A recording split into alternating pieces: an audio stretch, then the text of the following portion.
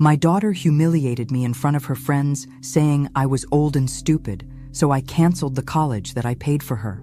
Before we begin, drop a comment below telling me where in the world you are listening, and make sure to subscribe for more life-changing journeys. The envelope from Princeton University felt heavy in my hands. I traced my fingers over the embossed logo before handing it to Olivia. After 19 years of sacrifice, sleepless nights, and second jobs, my daughter's future was sealed inside. I got in! Olivia's scream pierced the kitchen as she danced around. Mom, I got in! Princeton, can you believe it? I couldn't stop the tears. Your father would have been so proud, I whispered, remembering Robert and how we'd dreamed of starting a family before his car accident 20 years ago. Olivia was already texting everyone she knew. We have to celebrate, like a real party.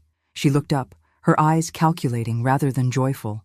The Henderson twins got into Yale, and their parents rented out Bellini's. Sweetheart, that's a bit out of our price range. I started, mentally reviewing our savings account.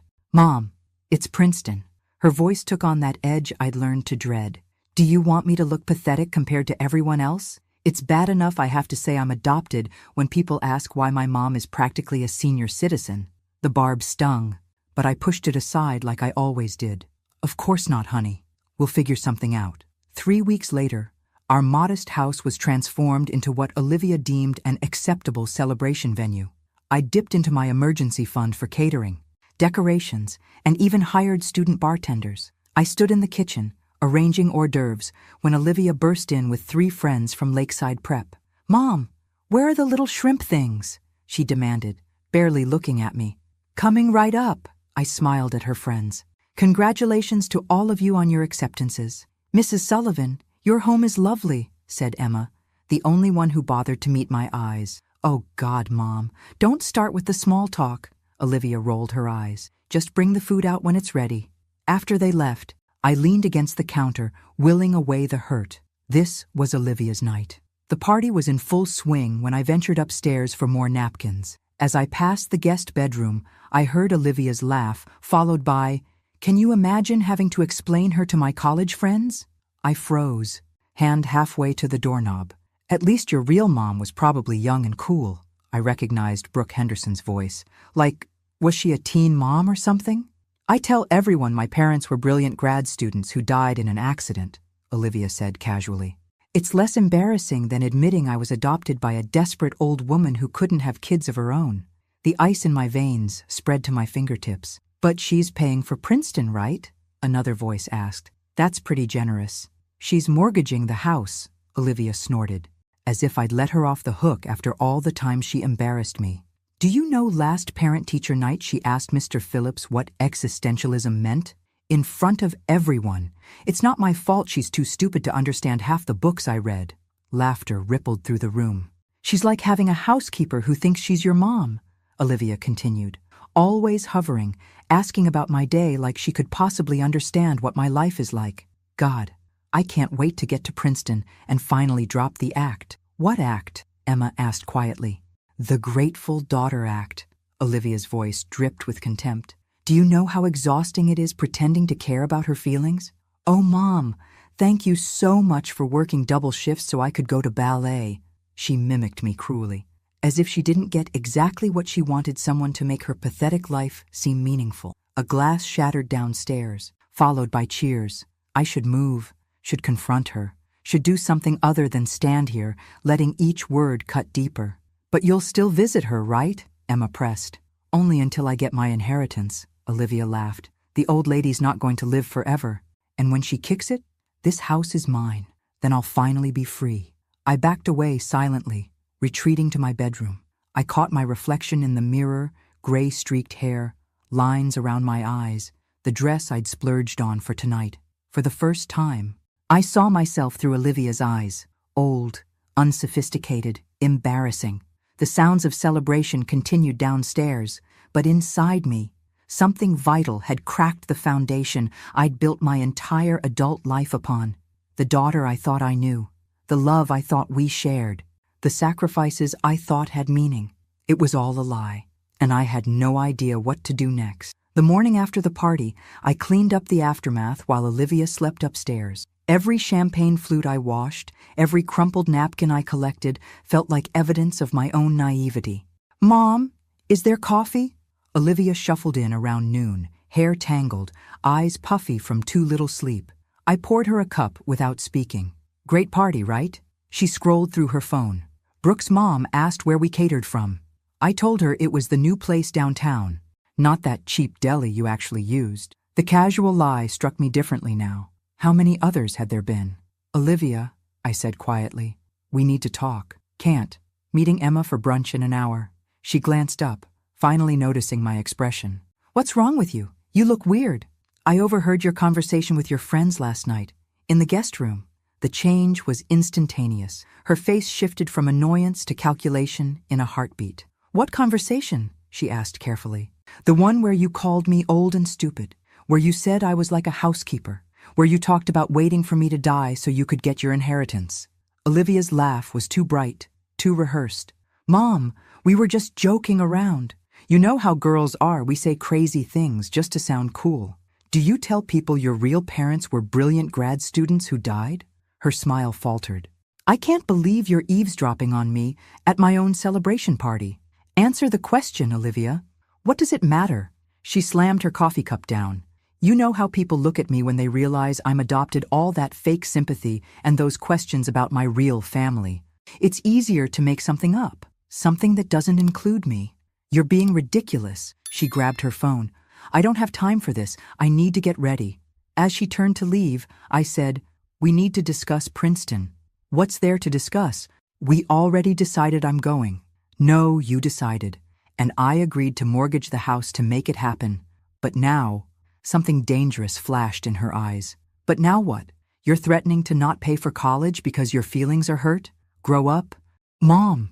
I flinched as if she'd struck me. In 19 years, I'd never heard such naked contempt in her voice. "This isn't about hurt feelings," I said. "This is about realizing I don't know who you are. I'm the same person I've always been." She crossed her arms. "You're just finally paying attention." That admission hung between us, damning in its honesty. "What happened to you?" I whispered. "Nothing happened to me," she spat. "Maybe this is who I've always been, and you were too desperate for someone to love you to notice." The cruelty was so calculated, so precise, I knew instantly she'd thought these words before. "Go to your brunch," I said, my voice eerily calm. "We'll continue this conversation when you get back." "There's nothing to continue." She grabbed her purse. "Just get over it and go back to planning how you'll redecorate my room when I leave for Princeton." After she slammed the door, I sank into a kitchen chair. In the quiet of our home, I tried to reconcile the daughter I thought I knew with the stranger who'd just walked out. I pulled out my phone and called the one person who might help me make sense of this. "Susan, it's Margaret. I need to talk to you about Olivia." My oldest friend hesitated before answering. "I've been waiting for this call for years, Maggie. Remember when Olivia was 16 and she told you I couldn't make your birthday dinner because I was sick?" Susan's voice crackled through the phone. "Yes," I replied, a knot forming in my stomach. "I wasn't sick. She called me that morning and said you wanted to keep it just family because you were feeling sensitive about turning 55. My grip tightened on the phone. "But I specifically asked her to invite you." "That's not all," Susan continued. "Remember when you couldn't attend my sister's funeral because Olivia had that panic attack before her theater performance? Of course, I felt terrible leaving you alone that day. Maggie, I saw her backstage 15 minutes after you called to cancel. She was laughing with her castmates like nothing had happened. The room seemed to tilt. That's not possible. She was hyperventilating. I'm sorry, but it's true. I have more examples if you need them." I didn't need more, but I listened anyway as Susan detailed years of manipulation. Olivia sabotaging my friendship with Anne from book club. Olivia telling my date Richard that I'd described him as financially unstable. Olivia losing birthday gifts from friends and later selling them online. "Why didn't you tell me?" I finally asked. Susan sighed. "I tried, subtly, many times, but you always had an explanation, a justification. After a while, it seemed kinder to let you believe what you needed to believe." After hanging up, I sat motionless at the kitchen table. Then, with sudden determination, I climbed the stairs to Olivia's room. I'd never invaded her privacy before. Now, I opened drawers, checked under the mattress, rifled through her desk. In the back of her closet, I found a shoebox filled with jewelry I thought had been lost years ago. My mother's pearl earrings, the bracelet Robert gave me on our 5th anniversary, even the sapphire pendant that had supposedly been stolen during a break-in. Under her bed was a leather-bound journal with a small lock. The key was on her keychain, the one she'd left behind in her rush. My hands trembled as I opened it, knowing I was crossing a line. The first entry was dated 3 years ago. Another day of playing the perfect daughter. Sometimes I think I deserve an Oscar for this performance. Em bought me that stupid laptop for getting straight A's, as if I would accept anything less than top of the line. Told her it would help with college applications, and watched her practically empty her savings account. So predictable. I flipped forward, each page more damning than the last. Em thinks I'm at SAT prep on Thursdays, actually going to Tyler's house. His parents are never home, and he always has good stuff. If Em ever found out I was drinking, she'd probably cry for days. So pathetic. The most recent entry made my blood run cold.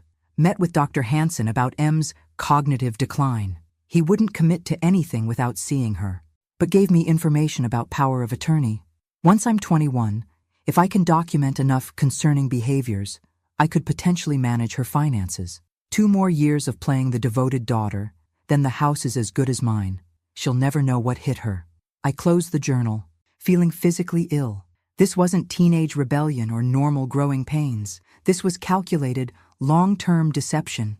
My phone pinged with a notification from my banking app, a $500 charge at Nordstrom that I hadn't authorized. I checked my wallet. My credit card was still there, but I remembered Olivia asking to borrow it last week to buy textbooks online. With shaking hands, I logged into my account to see months of unexplained charges. High-end restaurants, clothing stores, rideshare services to addresses I didn't recognize. I opened her laptop, password protected, of course, but I knew her patterns. I tried Princeton 2025 and was immediately granted access. Her email confirmed everything. Correspondence with Princeton about the exclusive summer program in Oxford she'd never mentioned. Messages to friends mocking my career, my education, my appearance.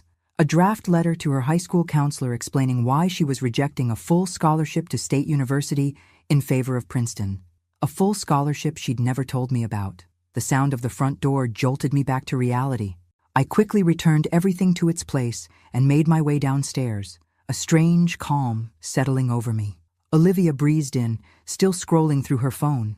"Emma says hi," she said without looking up. "Did you have a nice time?" My voice sounded foreign to my own ears. "It was fine. Look, about earlier." "I've been thinking," I interrupted. "You're right. I overreacted."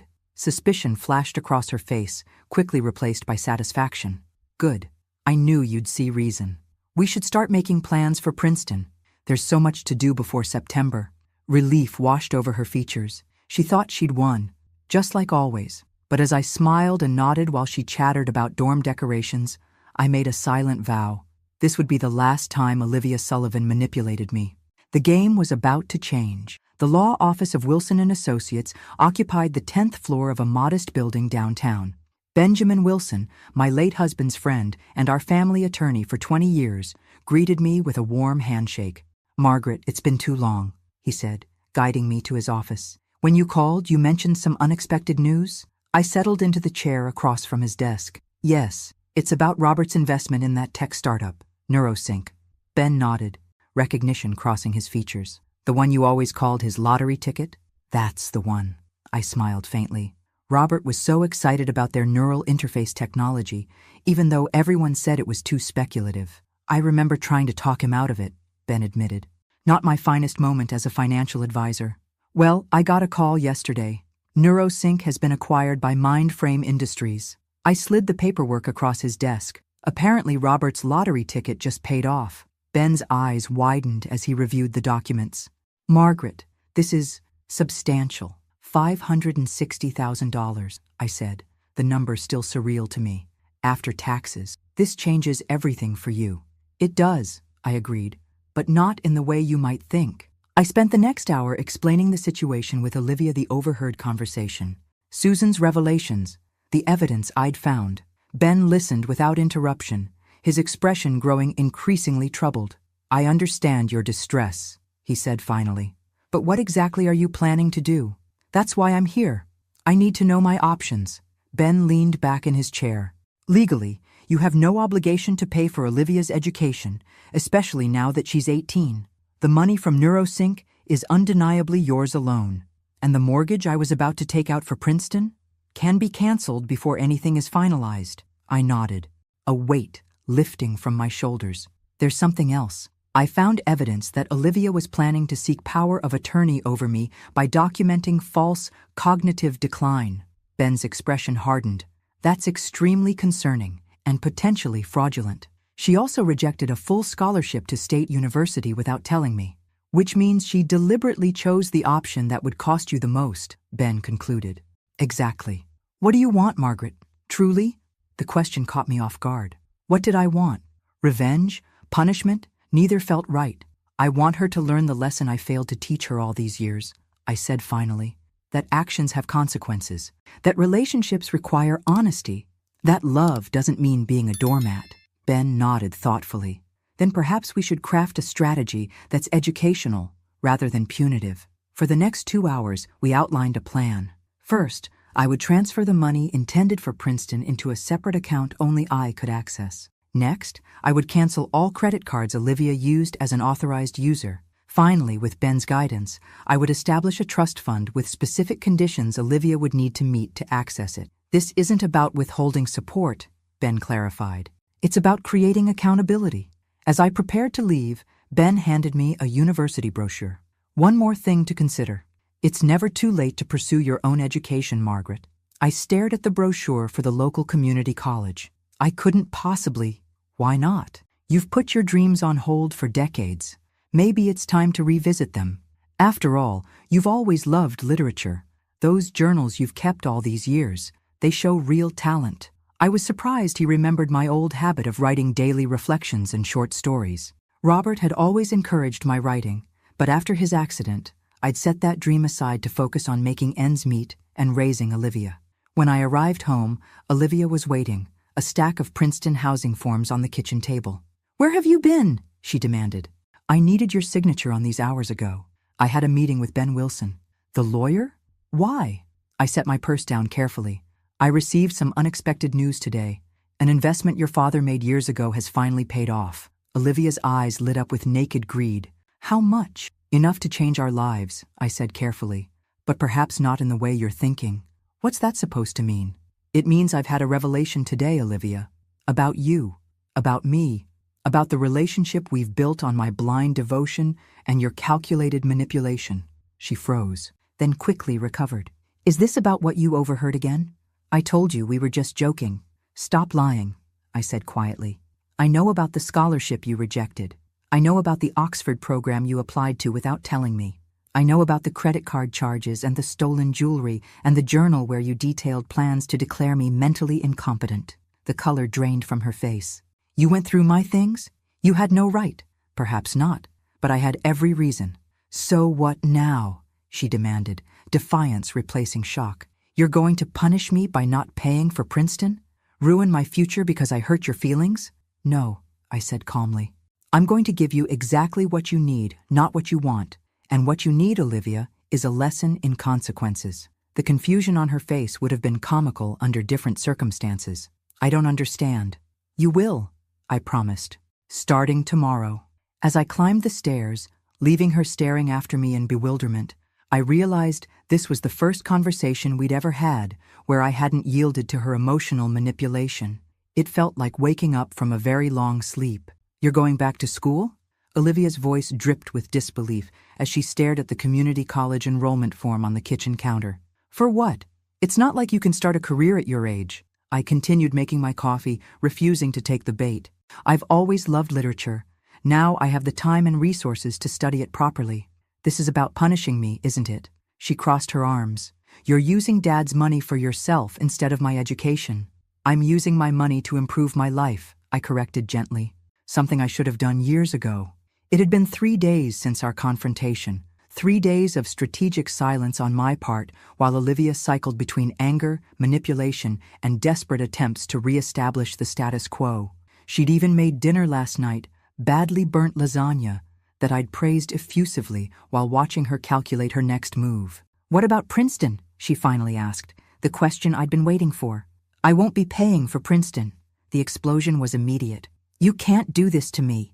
I've already accepted. My friends all know. Do you have any idea how humiliating it would be to attend State University on a full scholarship instead?"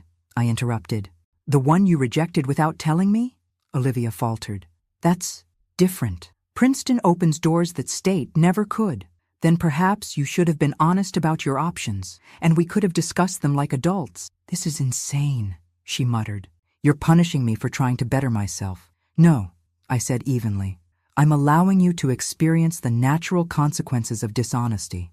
There's a difference, so that's it? I just don't go to college?" Her voice cracked, and for a moment, I almost wavered. "You have options," I said, pulling out the folder Ben had helped me prepare. "I've contacted State University.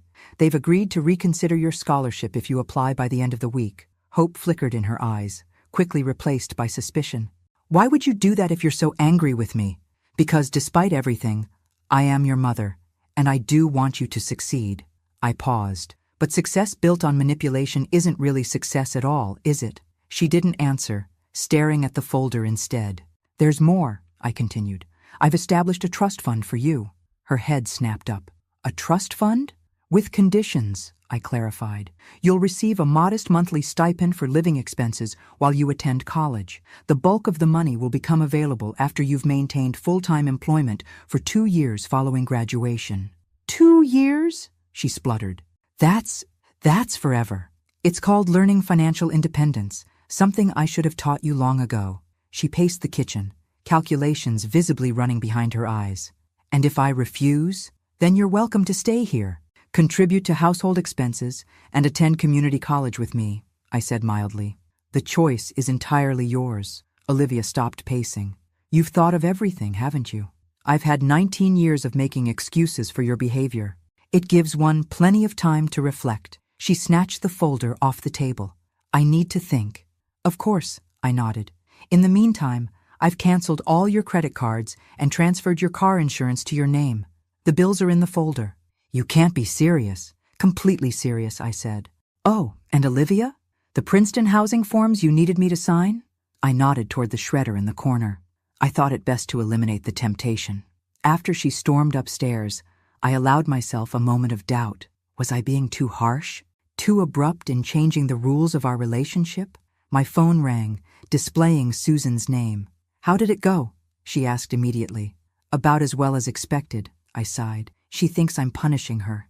"You're not," Susan said firmly. "You're finally parenting her. There's a difference." "What if she hates me for it?" "She might for a while. But Maggie, she was planning to have you declared incompetent to get your money. If that doesn't justify some tough love, I don't know what does." The doorbell interrupted our conversation. I opened it to find Daniel Matthews, my neighbor from 3 houses down, holding a stack of mail. "These were delivered to my box by mistake," he said with an apologetic smile. "I think the new carrier is still learning the route. Thank you." "Daniel, would you like to come in for coffee?" The invitation surprised us both. In 5 years of living on the same street, our interactions had been limited to neighborly waves and brief conversations about the weather. "I'd like that," he said, after a moment's hesitation. As we settled in the kitchen, I found myself studying him properly for the first time. A professor of English literature at the community college, according to neighborhood gossip. Divorced, no children, around my age. "You seem different," he observed, accepting the coffee I offered. "Different how?" He considered his answer carefully. "More present somehow. Usually when we talk, it feels like you're halfway somewhere else." The observation was startling in its accuracy. How long had I been living that way, physically present but mentally consumed with Olivia's needs and wants? "I'm making some changes," I said simply. "Good changes, I hope?" I thought about the enrollment form on the counter, the trust documents in Ben's office, the canceled credit cards, and the shredded Princeton paperwork. "Necessary ones," I replied. From upstairs came the sound of a door slamming, followed by muffled cursing, as Olivia discovered another consequence of her actions. The home Wi-Fi password had been changed. Daniel raised an eyebrow. "My daughter is learning some difficult lessons," I explained. "Ah," he nodded. "The famous Olivia. I've seen her coming and going, but never had the pleasure of an introduction. Trust me, pleasure isn't the word I'd use right now. He laughed, and I found myself joining him, the first genuine laughter I'd experienced in days. You know, he said, glancing at the enrollment form. I teach Introduction to American Literature at the college, Tuesday and Thursday evenings. Are you recruiting potential students, Professor Matthews? Just offering information, he smiled. The class has a good mix of traditional and returning students. You might find it interesting. As he left, I realized what had been missing from our brief interaction, the constant calculation of how each word and gesture would impact someone else's emotional state. The exhausting vigilance I'd maintained for years with Olivia. Talking with Daniel had been easy, natural, refreshing. I picked up the enrollment form. Decision made. Whatever happened with Olivia, whether she chose state university or community college, whether she eventually understood my actions or resented them forever, I would no longer structure my entire existence around her reactions. For the first time in decades, I was making a choice solely for myself, and it felt like breathing after years underwater. 6 weeks later, I sat in Professor Matthews's classroom, heart pounding as he returned our first analytical essays. The red A on my paper sent a thrill of accomplishment through me that I hadn't experienced in years. Excellent insights on Fitzgerald's use of symbolism. Margaret, Daniel Professor Matthews in this context, commented as he passed my desk. Your perspective on the green light was particularly refreshing. Heat rose to my cheeks at the praise. At 58, I was old enough to be the mother of most students in the class, yet here I was, blushing like a schoolgirl. Don't forget, your group presentations on Hemingway are next Tuesday, Daniel reminded the class as we packed up. Margaret, could I speak with you for a moment? I approached his desk, clutching my essay. How are things at home? He asked quietly. He knew the broad strokes of my situation with Olivia. Over coffee after that first visit, I'd found myself unexpectedly unburdening to this near stranger who listened without judgment. Tense, I admitted. She's accepted the scholarship at State, but is treating it like exile to Siberia. Every conversation becomes a referendum on how I've ruined her life. Daniel nodded sympathetically. The hardest lessons are rarely appreciated in the moment. I keep wondering if I'm being too harsh. From what you've told me, you're finally being appropriately firm after years of enabling behavior that wasn't serving either of you. His validation eased the persistent guilt I'd been carrying. Thank you. I needed to hear that. That's not why I asked you to stay, though. He smiled, suddenly seeming almost nervous. The English department is hosting a lecture series on Gothic literature next month. I wondered if you might be interested in attending. As your student? I clarified, my heart inexplicably racing.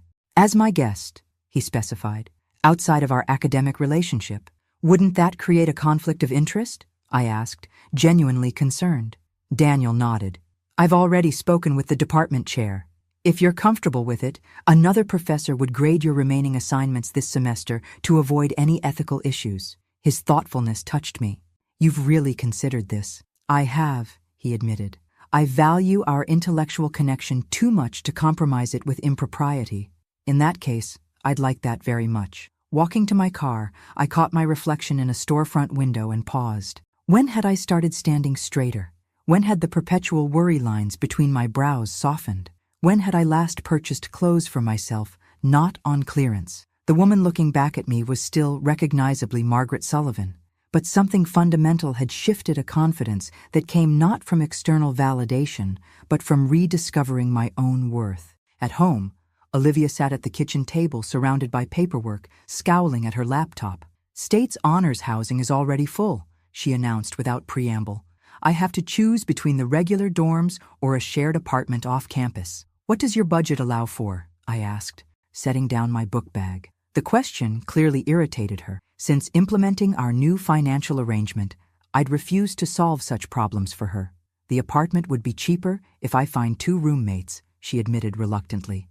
But I don't know anyone at State. Sounds like an opportunity to meet new people, I suggested. Starting dinner preparations. Olivia watched me with narrowed eyes. You're different lately. Am I? I don't know. Less available. The observation was telling. To Olivia, my value had always been measured by my availability to meet her needs. I have my own studies to focus on, I replied. Speaking of which, I got an A- on my first essay. Good for you, she said, not entirely succeeding at hiding her sarcasm. Learning to analyze The Great Gatsby will really transform your career prospects. Rather than rise to the bait, I simply continued chopping vegetables. Actually, I've been invited to a lecture series on Gothic literature next month. Thrilling, she rolled her eyes. With Professor Matthews. Something in my tone made her look up sharply. Wait, like a date? Yes, I said simply. You're dating my literature professor?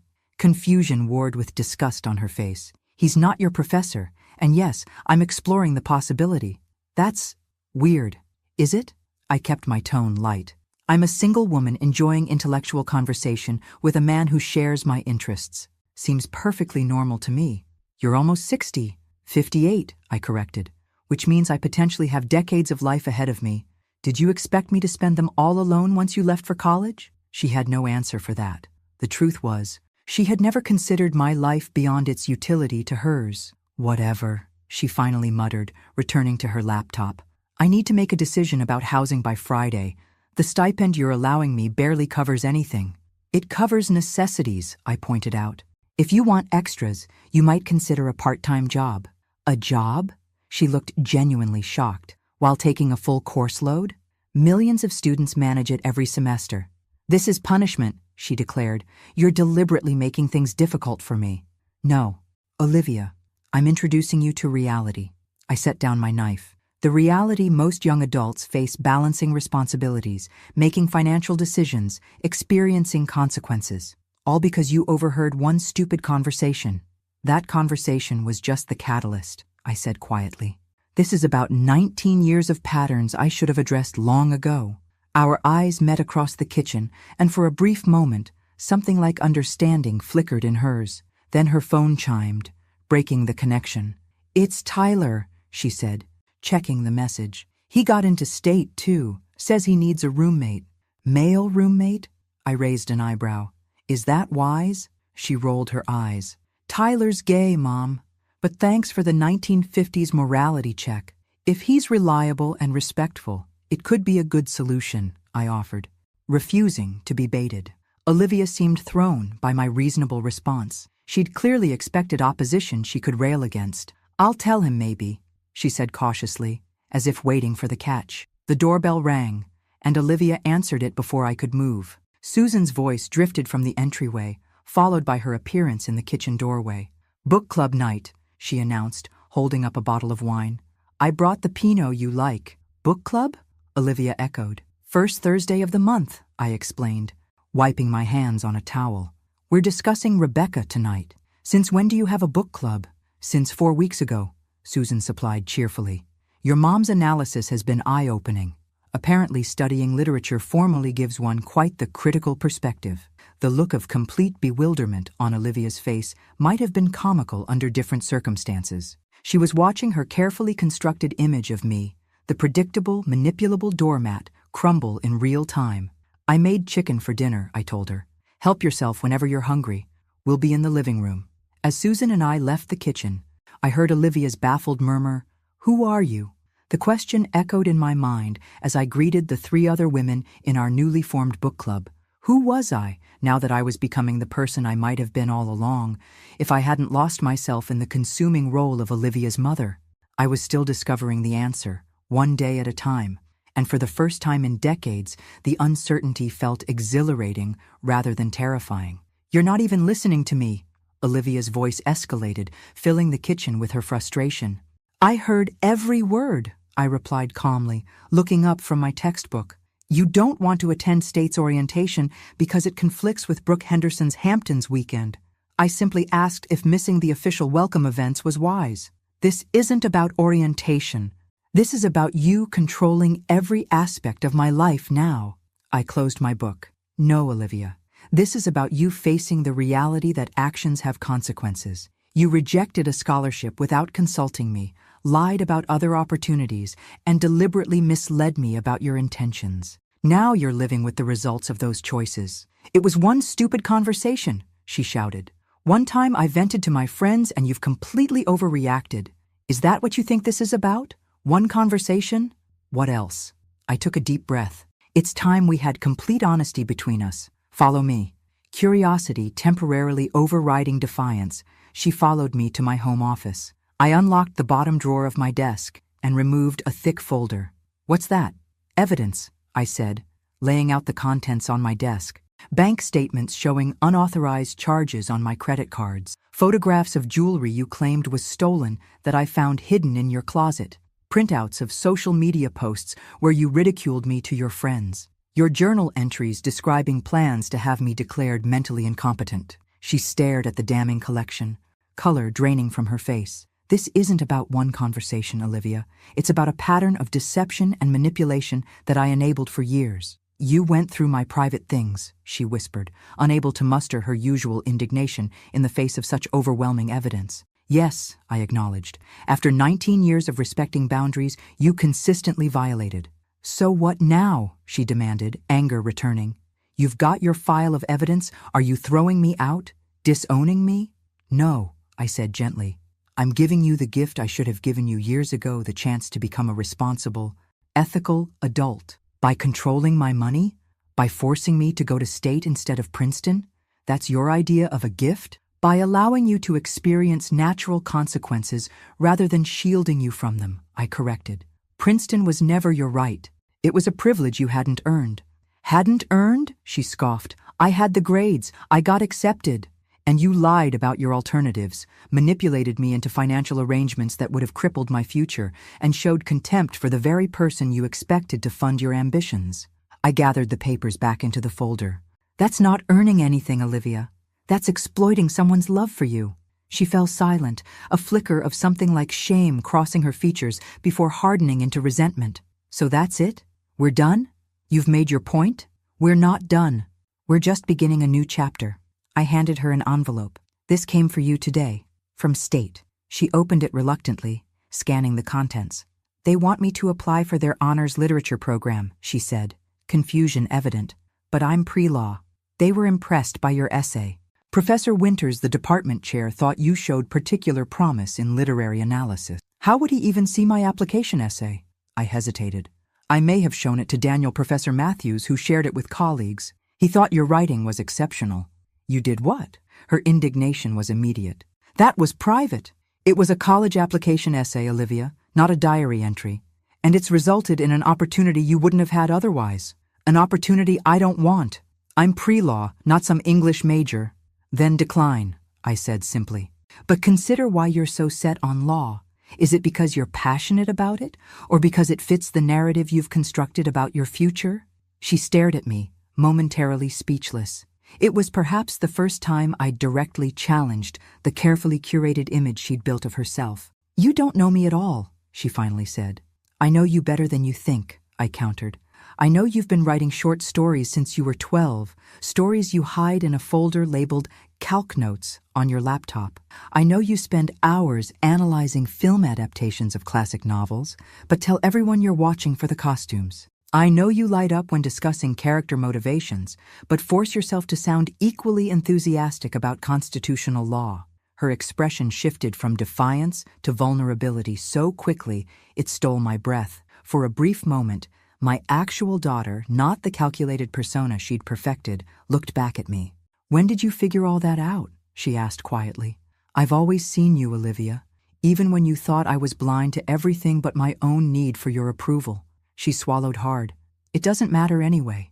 Literature doesn't pay the bills. Neither does an undergraduate degree in political science," I pointed out. "Law school comes after, regardless of your major." She fingered the invitation, conflict evident in her expression.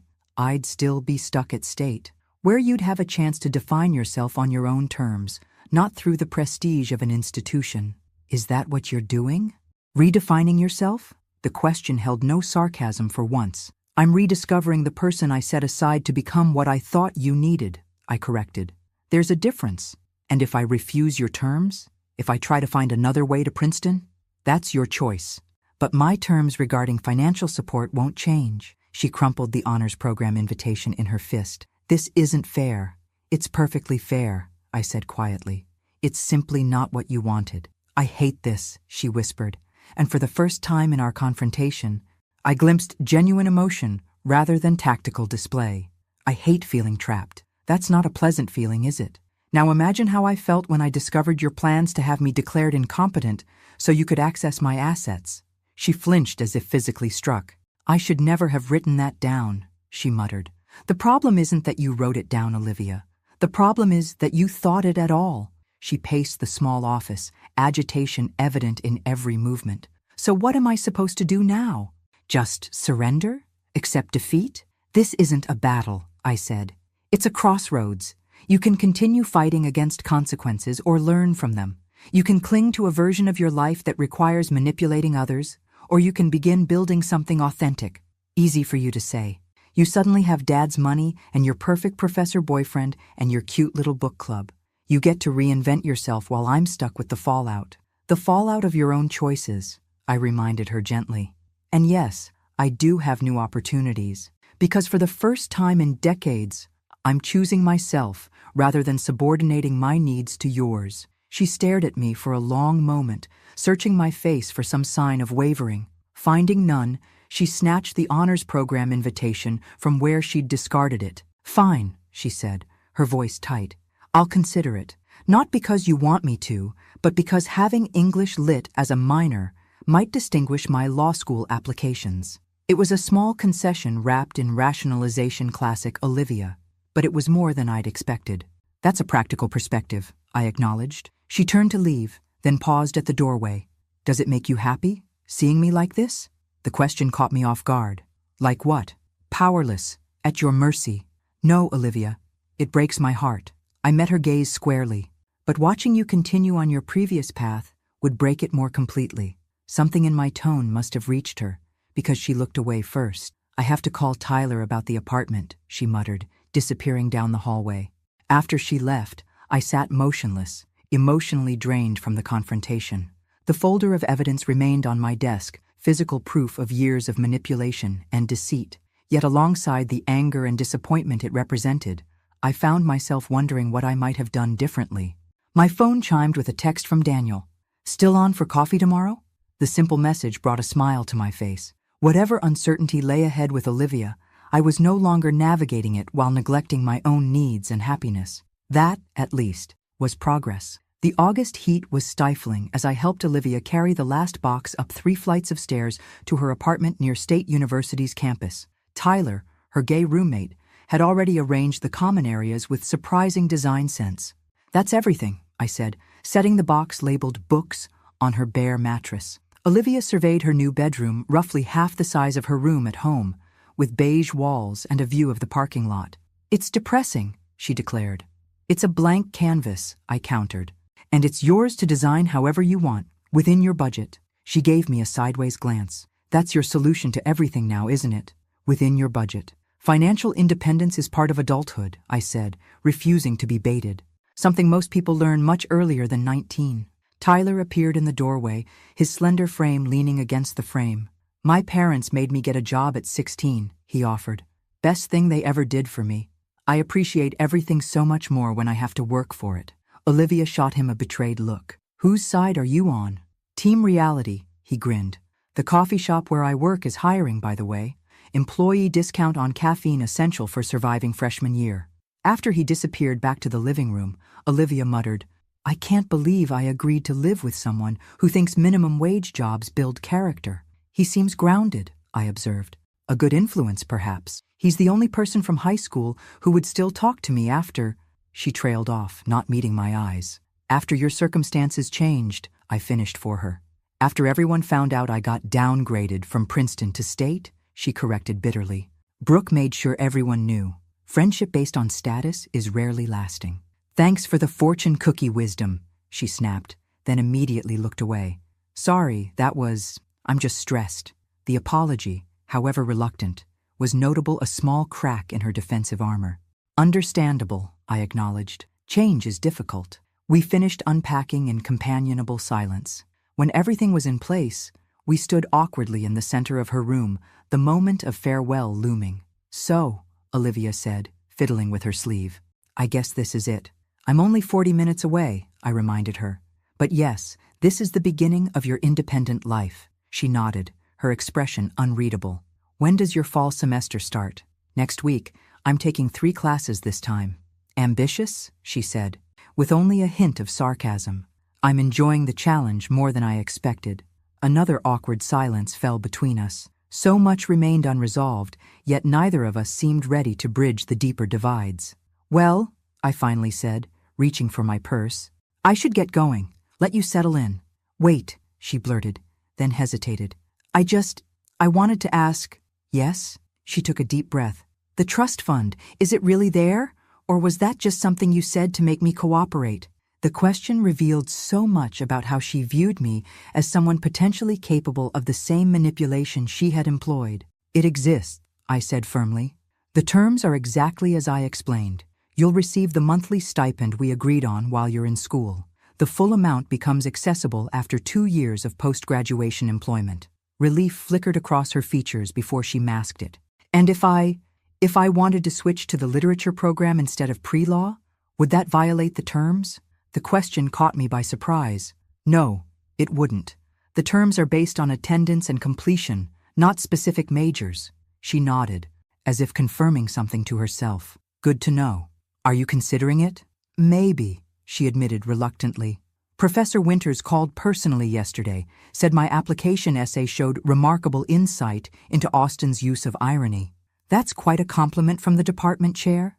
It would still be state, not Princeton, she pointed out, as if testing my reaction. The quality of education depends far more on the student's engagement than the institution's prestige, I said, something I've learned firsthand these past months. Tyler appeared again, this time holding car keys. Sorry to interrupt, Mrs. Sullivan, but we've got that department mixer in an hour, and I still need to shower. Department mixer? I echoed, looking at Olivia. For the literature program, she explained, not meeting my eyes. I haven't decided anything. I'm just exploring options. Of course, I nodded, hiding my surprise. That seems wise. Another silence fell, more charged than the last. 3 months ago, I would have filled it with reassurances and offers of help. Now, I simply waited, allowing Olivia to navigate the moment on her own terms. I should go, I finally said, moving toward the door. Mom, she called, stopping me. The word sounded different somehow, less a title of convenience and more an acknowledgement of relationship. Thank you for helping with the move. You're welcome, I replied simply. As I drove home, emotions swirled through me, pride in Olivia's small steps toward authenticity, grief for the years of manipulation, hope for genuine change, and lingering fear that I was somehow failing her by enforcing boundaries. My phone rang through the car's speaker system. Daniel calling, the automated voice announced. Hi, I answered, his name bringing an involuntary smile to my face. How did the move go? His voice was warm with genuine interest. Better than expected, I admitted. She's considering switching to the literature program. That's significant, he observed. Her choice? Apparently, though I'm sure she'd deny I had any influence. He laughed. Progress doesn't always announce itself with fanfare. No, I agreed. Sometimes it whispers through the cracks of resistance. Poetic. You're becoming quite the literature student. I have an excellent professor, I teased. Speaking of which, his tone shifted slightly. I wanted to talk to you about the Gothic literature lecture series. There's been a change of venue. Oh? My colleague Professor Abernathy offered his lake house for the weekend. It would mean staying overnight. Several of the faculty are bringing partners. The implication hung in the air between us. We'd been seeing each other regularly for nearly 3 months now, but always in public settings, coffee shops, restaurants, campus events. This would be a significant shift in our relationship. That sounds lovely, I said, surprised by my lack of hesitation. Really? Relief colored his voice. I wasn't sure if it would seem too presumptuous. Daniel, I'm 58, not 18. I think I can handle a weekend away without requiring a permission slip. His laugh was delighted. You've changed so much since we first started talking, Margaret. It's like watching someone step into the light after being in shadow. The observation resonated deeply. I had been living in the shadow of Olivia's needs and manipulations for so long that I'd forgotten how it felt to stand in my own light. 3 months into the fall semester, I sat in the university auditorium watching Olivia step up to the podium. As one of 2 freshmen selected to present at the literature department's undergraduate symposium, she looked both terrified and exhilarated. Good afternoon, she began, her voice wavering slightly before finding its strength. My paper explores the parallels between economic dependency and emotional manipulation in Jane Austen's Mansfield Park and Charlotte Perkins Gilman's The Yellow Wallpaper. Pride swelled in my chest as she articulated her analysis with growing confidence. Something about her seemed different, not just her appearance, though she'd abandoned her expensive highlights and designer clothes for a simpler style, but something in her bearing. There was an authenticity to her enthusiasm that I hadn't witnessed in years. Tyler sat beside me, occasionally snapping photos for what he called the roommate archives. In the 3 months they'd lived together, he'd become an unexpected ally in Olivia's transformation.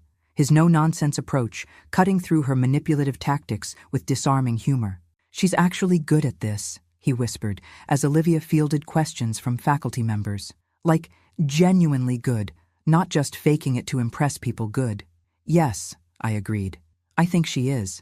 After the symposium, we waited in the lobby as Olivia accepted congratulations from professors and fellow students. When she finally approached us, her cheeks were flushed with genuine pleasure.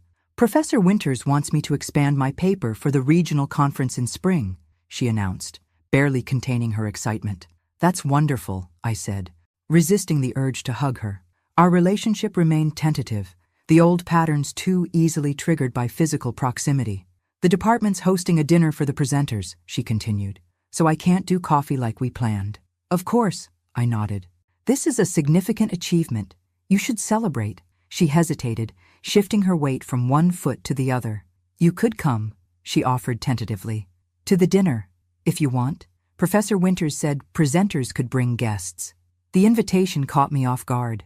In the months since she'd started at State, our interactions had been limited to occasional coffee meetups and brief phone calls, civil but guarded, with unspoken tensions hovering beneath surface conversations. "I'd like that," I said simply.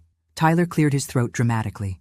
"And what about the loyal roommate who's endured endless practice presentations and stress-induced kitchen messes?"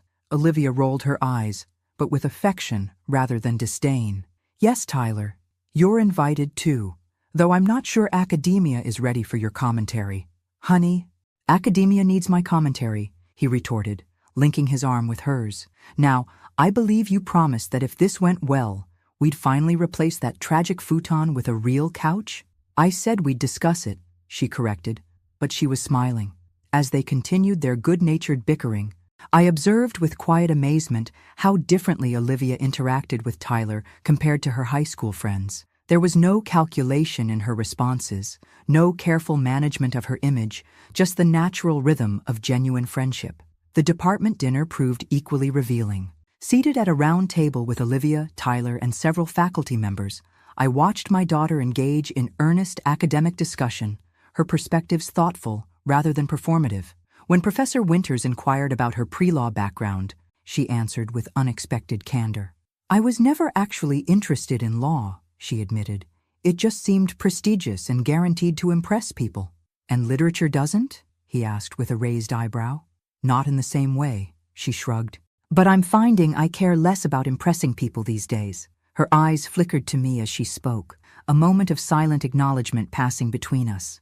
Later, as Tyler engaged the professors in a spirited debate about film adaptations, Olivia leaned toward me. "I ran into Brooke Henderson yesterday," she said quietly. "How was that?" "Weird." She traced the rim of her water glass. She was all fake nice, asking about State with this poor you expression. Then she started talking about all the amazing connections she's making at Princeton. "And how did that make you feel?" I asked carefully. Olivia considered the question seriously. 6 months ago, it would have devastated me, she admitted. But yesterday I just felt sorry for her. All she talked about was who she knows and which exclusive events she's been invited to. Nothing about what she's learning or what interests her. That's an insightful observation. I kept thinking about something Tyler said when I first moved in. He told me, "Princeton would have given you a great network, but State is giving you a self." She shook her head. It sounded like greeting card nonsense at the time, but now I think he might be right. The admission, so quietly offered, signified more progress than any academic achievement. "Tyler seems wise beyond his years," I observed. "Don't tell him that," she groaned. "His ego is unbearable enough already." We shared a small laugh, perhaps our first genuine moment of connection in months. "Mom," she said hesitantly. There's something else I wanted to tell you. Yes? I've been seeing someone from the counseling center. A therapist. The words came out in a rush. Tyler thought it might help with, everything. That's a courageous step, I said carefully, hiding my surprise. We've been talking about attachment issues and adoption trauma. She avoided my gaze. Dr. Mercer thinks some of my behaviors might stem from early childhood experiences of abandonment. That seems plausible, I acknowledged. It's not an excuse, she added quickly, for how I treated you. She's very clear about that, but it helps me understand some of the patterns. Understanding is the first step toward change. She nodded, fidgeting with her napkin. There's something else, something I've never told you. I waited, giving her space to continue at her own pace. When I was 14, I found those letters from the adoption agency, she said, her voice dropping to near whisper. The ones that mentioned I'd been returned by 3 previous families. My heart clenched. Olivia. I only saw fragments enough to piece together that I wasn't anyone's first choice, or second, or third. She swallowed hard. I convinced myself you only kept me because you were desperate and had no better options. That wasn't true, I said gently. I chose you specifically, Olivia. Your file was the only one I requested to see. Surprise flickered across her face. Why? The question transported me back 19 years, to the small office where I'd first seen her photograph, a solemn-eyed child with defensive posture and wary expression. Because the social worker described you as challenging but brilliant. Because your eyes held questions I wanted to help answer. Because when every other prospective parent saw problems, I saw potential. She blinked rapidly, emotion breaking through her carefully maintained composure. I've been awful to you, she whispered. At times, I agreed, not sugarcoating the truth. And I enabled behaviors I should have addressed years ago. We both have healing to do. Tyler's laugh drew our attention back to the wider table conversation, providing a welcome respite from the intensity of our exchange. Olivia discreetly wiped her eyes before rejoining the discussion, her academic persona slipping back into place like a comfortable garment rather than a deceptive mask. As I drove home later that evening, I realized something profound had shifted between us. Not forgiveness that would require more time and conversation, but understanding. A tentative bridge spanning the chasm of hurt and deception that had defined our relationship for too long. My phone beeped with a text message at a stoplight. I expected Daniel, who was attending a conference in Chicago, but instead saw Olivia's name. Thank you for coming tonight. It meant more than I can say. Simple words that would have seemed insignificant months ago now carried the weight of genuine emotion. And for the first time in years, I allowed myself to hope that perhaps, beneath the layers of manipulation and calculation, my daughter was finding her authentic self at last. I still can't believe you're making me do this, Olivia muttered as we walked across the crowded hotel lobby. I'm not making you do anything, I reminded her. I merely suggested it might be healing. You agreed. Momentary insanity, she grumbled, but there was no real heat in her complaint. The Celebrating Women in Literature benefit had been Daniel's suggestion, a prestigious annual event that brought together academics, publishers, and literary figures from across the region. This year's gathering held special significance for me.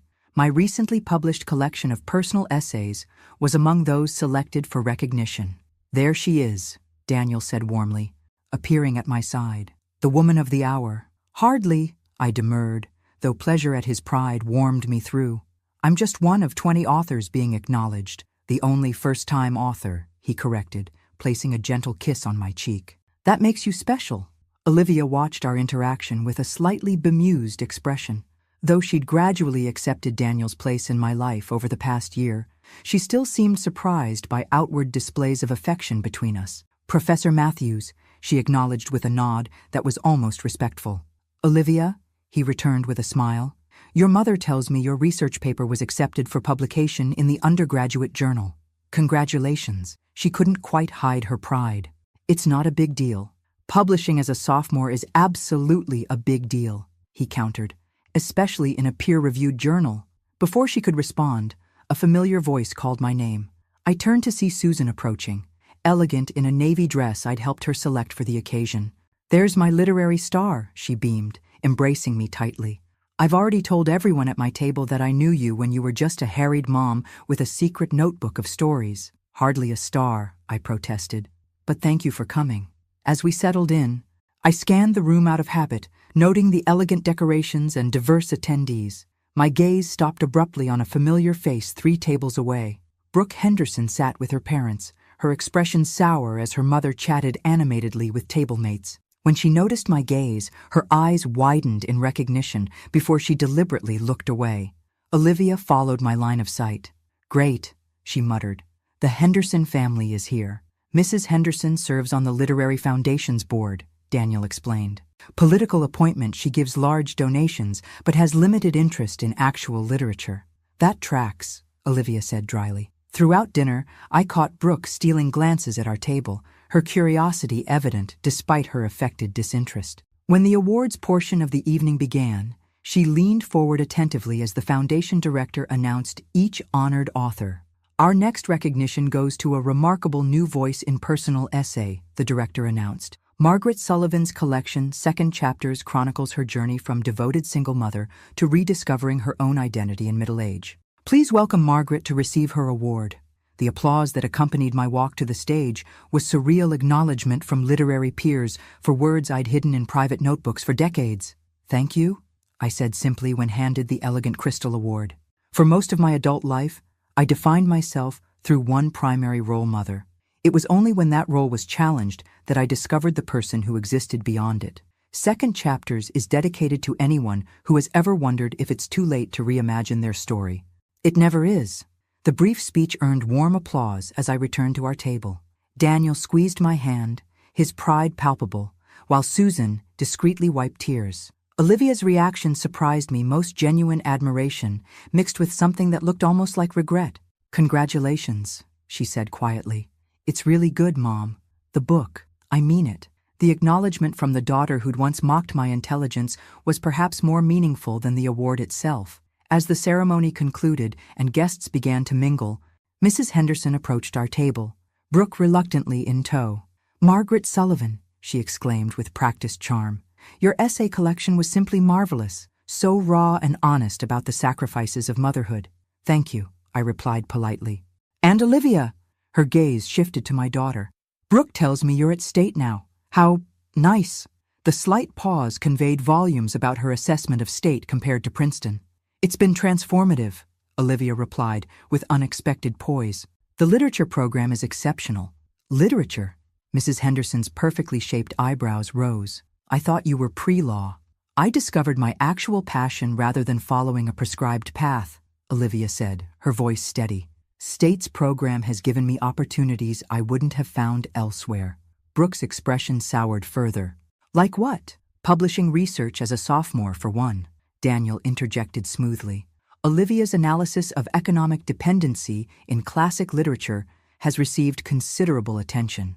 "How fascinating," Mrs. Henderson replied with the automatic response of someone who found it anything but.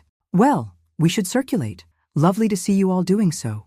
"Well." As they departed, Olivia released a breath. "That was satisfying," Susan supplied with a grin. "I was going to say weird," Olivia admitted. "A year ago, I would have been devastated by her condescension. Now, it just seems sad." "Progress," Daniel noted. The evening continued with introductions to publishers, academics, and fellow writers, a world I'd never imagined myself occupying. Through it all, Olivia remained by my side, observing with quiet interest rather than the resentment I might have expected from her former self. As the event wound down, we found ourselves in a quiet corner of the lobby, waiting for the valet to bring our cars. "Thank you for coming tonight," I told Olivia. "It meant a lot to have you here." She shrugged, but the gesture lacked its former dismissiveness. "It was interesting, seeing you in this world. You seem different." "Different how?" "I don't know. More solid somehow, like you're fully present in your skin." She looked away. "It's strange, realizing your parent is an actual person with their own life and interests." The observation revealed just how far she'd come from the self-centered teenager who'd seen me only as an extension of her needs. "It's part of growing up," I said gently, recognizing that parents are people too. "I guess," she hesitated. "Would you have found this path if things hadn't changed between us?" The question was perceptive and surprisingly self-aware. "I don't know," I answered honestly. Sometimes it takes a seismic disruption to reveal new possibilities. She nodded slowly. I'm sorry it had to happen that way. The apology, simple but sincere, hung between us, neither fully sufficient nor entirely necessary. We both understood that our journey had been complex, the fault lines running in both directions. We're here now, I said finally, both finding our paths. Daniel and Susan joined us as the valet arrived with our cars. Goodbyes were exchanged, plans made for Susan's upcoming birthday dinner. As Olivia prepared to leave in her modest used car, purchased with her earnings from the coffee shop job she'd initially resisted, she paused. I'm proud of you, Mom, she said quietly, for the book, for everything. The words so unexpected from the daughter who'd once dismissed me as intellectually inferior brought tears to my eyes. I'm proud of you too, I replied, more than you know. Driving home with Daniel, I reflected on the evening's significance, not just the professional recognition, but the public affirmation of the changes both Olivia and I had undergone. You're quiet, Daniel observed, reaching for my hand. Just thinking about how much has changed in 2 years, I said. For both of us. For the better? I considered the question carefully. Yes, despite the pain, despite the difficult conversations and adjustments, undeniably for the better. The email arrived on an ordinary Tuesday morning, nestled between a faculty newsletter and a reminder about Daniel's upcoming birthday. From Olivia Sullivan. Subject, can we talk? Mom, I've been working through some difficult material in therapy lately, and Dr. Mercer suggested it might be helpful to have a structured conversation with you. If you're willing, I'd like to come home this weekend. Just us, no Daniel, no Tyler, no distractions. There are things I need to say properly and questions I need to ask. I understand if this is too much or if you need time to consider. Olivia. The formal tone, so unlike our recent text exchanges, sent a ripple of apprehension through me. After nearly 2 years of gradual rebuilding, our relationship had reached a place of cautious stability. We spoke regularly, shared occasional meals, celebrated holidays together. The raw wounds had scabbed over, if not fully healed. What difficult material could prompt this request for a formal conversation? After consideration, I replied simply, I'll be here. Saturday works best. The intervening days passed with mounting tension. I found myself distracted during classes, my thoughts repeatedly returning to Olivia's cryptic message. By Saturday morning, I'd cycled through dozens of possibilities from reconciliation to renewed conflict. Olivia arrived precisely at noon, her expression inscrutable as she declined my offer of lunch. I'd rather just talk first, she said, setting a leather-bound notebook on the coffee table. If that's okay.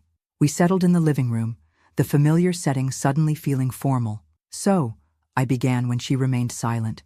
You wanted to talk. Olivia nodded, visibly gathering her courage. Dr. Mercer and I have been focusing on something called radical honesty in our sessions. It's challenging, I can imagine.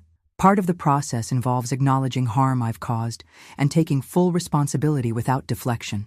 She opened the notebook, revealing pages of handwritten notes. I've spent months writing this all down, trying to be completely honest about my behavior toward you. My breath caught. This was not what I'd expected. You don't have to. I do, she interrupted gently. For me, as much as for you. She took a deep breath and began reading from her notebook. Mom, for most of my life, I manipulated, deceived, and emotionally exploited you. I used your love as a weapon against you. I deliberately made you feel intellectually inferior to boost my own ego. I lied about trivial matters and significant ones. I stole from you not just objects and money, but opportunities and peace of mind. Her voice remained steady despite the damning self-assessment. I sabotaged your friendships out of jealousy. I ridiculed you behind your back while accepting your sacrifices. I made you feel that you were lucky to have me in your life, when the truth was exactly the opposite. When I discovered an opportunity to attend Oxford, I hid it because I didn't want you to benefit from it. When I received a full scholarship to state, I rejected it because I wanted you to suffer financially for my prestige. Each admission felt like opening a wound I'd thought healed, yet somehow the pain was cleansing rather than destructive. Most unforgivably, she continued, I actively planned to have you declared mentally incompetent so I could control your assets. This wasn't a momentary lapse or a teenage whim, it was a calculated, sustained effort to strip you of your autonomy. She looked up from her notes, meeting my gaze directly. I hurt you deliberately and repeatedly. I can't undo that harm, but I can acknowledge it without excuses or deflection. I am profoundly sorry, Mom, not just for what I did, but for who I chose to be. The silence that followed felt charged with 2 decades of complicated emotions. That couldn't have been easy to say, I finally managed. It wasn't, she admitted. But it's been even harder living with the knowledge of who I was, who I still am in some ways, though I'm trying to change. You have changed, I said softly. I've witnessed it. Parts of me have, she acknowledged, but the core patterns, they're deeply ingrained. Dr. Mercer says they likely stem from attachment trauma during my first years of life, before you adopted me. She hesitated, then asked the question that seemed to be the real purpose of her visit. Did you know about my background before the adoption? I considered my answer carefully. I knew you'd been in multiple foster placements and that previous adoptions hadn't worked out. I was told you had adjustment difficulties due to early trauma. But not the specifics? No, those were sealed by the agency. She nodded, absorbing this. I've been trying to access my early records through legal channels. Dr. Mercer thinks understanding exactly what happened in those first 3 years might help me process some of the attachment issues. And have you been successful? Partially. I've learned I was removed from my birth mother at 13 months due to severe neglect. After that, there were 7 foster placements and 3 failed adoption attempts before you. She swallowed hard. No wonder I have trust issues. Olivia, I said gently, nothing in your early childhood justifies how you treated me. Explains, perhaps, but doesn't excuse. I know, she said quickly. That's what Dr. Mercer emphasizes. Understanding the origins of my behavior doesn't absolve me of responsibility for it. She paused. There's something else I need to ask you, and it's going to sound terrible. Go ahead. Did you ever regret adopting me? The question emerged barely above a whisper. The honesty of the moment demanded nothing less than complete truth. There were moments, I admitted. Brief moments during the worst of your manipulation when I wondered if I'd made a mistake, not because of who you were, but because I feared I lacked the skills to give you what you needed. She nodded, accepting this difficult truth. And now? Now I understand that we've both been on necessary journeys. My enabling wasn't helping you become the person you could be, just as your manipulation wasn't allowing me to become the person I needed to be. We were locked in a destructive pattern, she summarized. Yes, one that perhaps began long before either of us recognized it. Olivia closed her notebook. There's one more thing I want to tell you. I've been offered a semester abroad at Oxford, the program I originally hid from you. That's wonderful, I said sincerely. When would you go? Next spring. It's fully funded through a departmental scholarship. You should absolutely accept. She shook her head slightly. 2 years ago, I wanted Oxford as an escape away to reinvent myself where no one knew me. Now I'm considering it for the actual academic opportunity. That's significant growth, I observed. There's another option too, she continued. Professor Winters has offered me a research assistant position for his book project. It would mean staying at State, but potentially getting published as a co-author. Both sound like excellent opportunities. The old Olivia would have chosen Oxford for the prestige, she said thoughtfully. I'm trying to make this decision based on what actually serves my growth, not my ego. That's all any of us can do, I said. Make the best decisions with the understanding we have at the time. We moved to the kitchen after that, the formal atmosphere of the living room no longer necessary. As I prepared a simple lunch, our conversation shifted to lighter topics: her classes, my writing projects, Daniel's sabbatical plans. Yet underlying the ordinary exchange was a new foundation, one built on mutual respect rather than manipulation and enabling. Tyler wants to know if you and Daniel would join us for dinner next Friday, she mentioned as she helped wash dishes. He's testing recipes for his culinary school application. We'd love to, I replied. How's he feeling about the career change? Terrified, but excited, kind of how I felt switching from pre-law to literature. The casual reference to her own transformation struck me how naturally she now acknowledged her growth. As she prepared to leave later that afternoon, Olivia paused at the front door. Thank you for listening today, for not minimizing what I did but not holding it against me either. That's what healing looks like, I said. Not forgetting, but not being defined by the past either. She nodded, then hesitated before asking, Are you happy, Mom? With your life now? The question, so different from the self-centered queries of her former self, touched me deeply. Yes, I answered truthfully. Not in the way I imagined happiness would look at this stage of my life, but genuinely, deeply happy. Good, she said simply. You deserve it. As I watched her drive away, I reflected on our journey, the painful awakening, the difficult boundaries, the gradual rebuilding. We would never have the simple mother-daughter relationship I'd once idealized, but perhaps we had something more valuable, an authentic connection between two imperfect people committed to growth. And in the end, isn't that what family truly means? 4 years later, I stood in the crowded university auditorium, watching Olivia adjust her graduation cap. At 23, she carried herself with a confidence that came from accomplishment rather than arrogance, a subtle but profound difference. "Stop fussing, Mom," she laughed as I straightened her honors cords. "It's just a ceremony." "It's not just anything," I corrected gently. "It's the culmination of 4 years of genuine work and growth." Daniel watched our interaction with a fond smile, camera ready to capture the moment. At my side, Tyler, now a culinary school graduate and junior chef at one of the city's upscale restaurants, made final adjustments to the boutonnierie he'd insisted on creating for Olivia's graduation gown. "Literature department's most outstanding senior award winner deserves proper floral recognition," he declared, stepping back to admire his handiwork.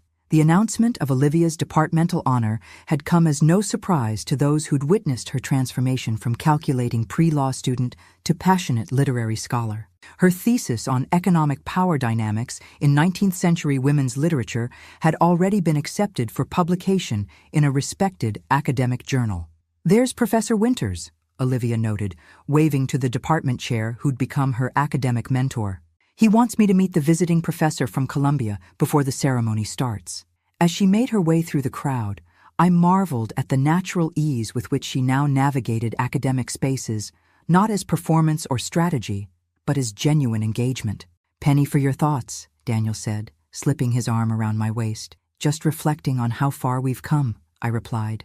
All of us. My own journey had unfolded alongside Olivia's. The essay collection that had brought unexpected recognition 3 years ago had led to a teaching position at the community college, then a book contract for a work exploring late-life reinvention. At 62, I'd found my voice as both writer and educator roles I'd never imagined in my former life. Daniel and I had married in a small ceremony last year, blending our lives with the comfortable familiarity of people who'd found partnership in middle age. The ring on my finger still occasionally surprised me, a symbol of a chapter I'd thought permanently closed after Robert's accident. "Mrs. Matthews?" I turned to find Brooke Henderson approaching, her expression uncharacteristically hesitant. We hadn't spoken since the literary benefit 3 years earlier. "Ms. Henderson," I acknowledged with polite surprise. "Are you here for the graduation?" "My cousin is receiving her master's," she explained. "I saw you across the room and, well, I wanted to say hello." An awkward silence fell between us, years of unspoken history hanging in the air. "How is Princeton?"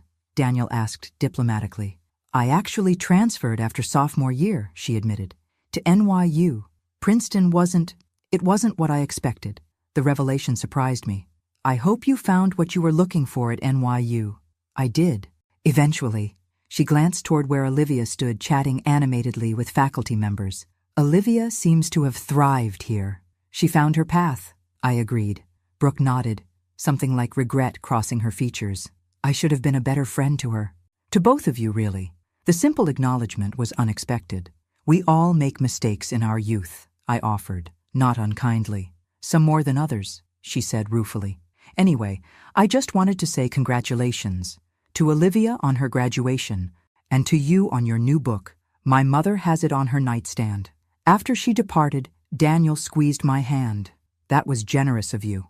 "Life's too short for holding grudges," I replied, "especially when people show genuine change." The ceremony itself was a blur of speeches, name-calling, and applause. When Olivia crossed the stage to receive her diploma, the pride that swelled in my chest was untainted by calculation or comparison, simply joy in her genuine achievement. Afterward, amid the chaos of graduates and families, she found us with a beaming smile. "Official college graduate," she announced, brandishing her diploma. "Now I just have to decide between the master's programs." Her academic success had translated into multiple graduate school offers, a choice she was approaching with thoughtful consideration rather than status seeking. "You'll make the right decision," I assured her. "You always do nowadays." "High praise from the woman who once called me pathologically manipulative," she teased, the old wound now healed enough for gentle humor. "I never used those exact words," I protested. "Close enough," she laughed. Our celebratory dinner that evening brought together the small circle that had become our unconventional family, Daniel and me, Olivia and her boyfriend, Michael, a thoughtful history student she'd met through the honors program, Tyler and his partner, James, and Susan with her new husband, Paolo. As conversation flowed around the table, I found myself observing rather than participating, struck by the natural authenticity of our interactions. There was no performance here, no calculated impressions or strategic posturing, just genuine connection among people who had chosen to be in each other's lives. Later, as dessert plates were cleared, Olivia clinked her glass for attention. "I have an announcement," she said, her expression both nervous and excited. "I've made my decision about graduate school." All eyes turned to her expectantly. "I've accepted the fellowship at the University of Michigan," she revealed. "Their interdisciplinary program in literature and social justice is exactly what I want to pursue." "That's wonderful news," I said sincerely, even as I calculated the distance, a 4-hour drive that would take her farther from home than she'd been since starting college. "There's more," she continued. "Part of why I chose Michigan is because they've offered Mom a visiting professorship in their creative writing program for the fall semester." Stunned silence met this revelation. "They what?" I finally managed. "I might have sent them your collected essays and mentioned you were working on a new book," Olivia admitted with a mischievous smile. "Dr. Abernathy there was impressed and reached out to the department chair. The official offer should arrive by email tomorrow." "You did this?" I asked, overwhelmed by the thoughtfulness behind the gesture. "It's entirely on your merit," she assured me. "I just made the introduction. The rest was all you." "But what about Daniel? My class is here?" My mind raced through practical considerations. "It's just one semester," Daniel interjected, and I realized from his lack of surprise that he'd been in on the secret. "I've already arranged a sabbatical exchange with their English department for the same period." The careful coordination, the thoughtfulness required to arrange this opportunity without manipulating or pressuring struck me as the clearest evidence of how far Olivia had come. "You did all this for me?" I asked softly. "For us," she corrected. "You once gave me the gift of accountability when it was the last thing I wanted, but the first thing I needed. This is my way of giving you the gift of opportunity, a chance to expand your horizons just when you might be tempted to settle into comfort." The wisdom in her words and the genuine care behind them brought tears to my eyes. "When did you become so insightful?" I wondered aloud. "I had an excellent teacher," she replied simply. Later that night, as Daniel and I prepared for bed, I found myself reflecting on the symmetry of our journey. Where once I had crafted a difficult lesson for Olivia about consequences and independence, she had now created an opportunity for me that demonstrated genuine care rather than calculation. "She's really changed," Daniel observed, reading my thoughts as he often did. "The transformation goes beyond behavior to fundamental character." "Yes," I agreed, though I sometimes wonder how much was transformation and how much was revelation of what was always there beneath the defenses. "Perhaps both," he suggested. "The best growth usually is." I thought of the frightened 3-year-old I'd first met at the adoption agency, wary, withdrawn, already armored against a world that had given her little reason to trust.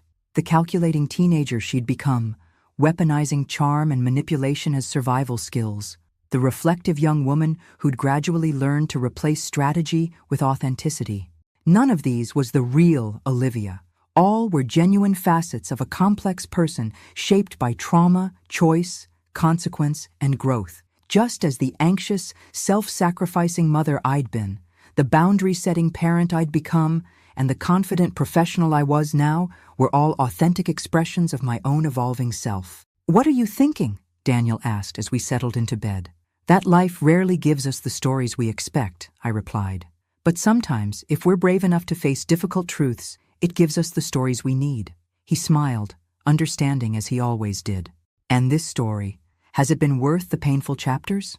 I thought of Olivia's face as she'd announced her news tonight, the genuine desire to create opportunity for me, the thoughtful consideration of what would serve my growth rather than her convenience. How far we'd both come from that devastating party where I'd overheard her cruel dismissal. Every page, I assured him, even the hardest ones. In the morning, I would find the official offer from Michigan in my inbox. Daniel and I would begin planning our semester away. Olivia would start preparing for her graduate program. Life would continue its forward motion, bringing new challenges and opportunities. But in this moment, I simply savored the knowledge that sometimes the most painful fractures create space for the most profound healing. That sometimes we must lose the relationships we thought we wanted to discover the authentic connections we truly need, and that it's never too late to begin a new chapter or to rewrite the story of who we might become. Some families are born of blood, others are forged by choice, but those that survive the flames of truth are the ones that truly matter. Thanks for listening. Don't forget to subscribe and feel free to share your story in the comments. Your voice matters.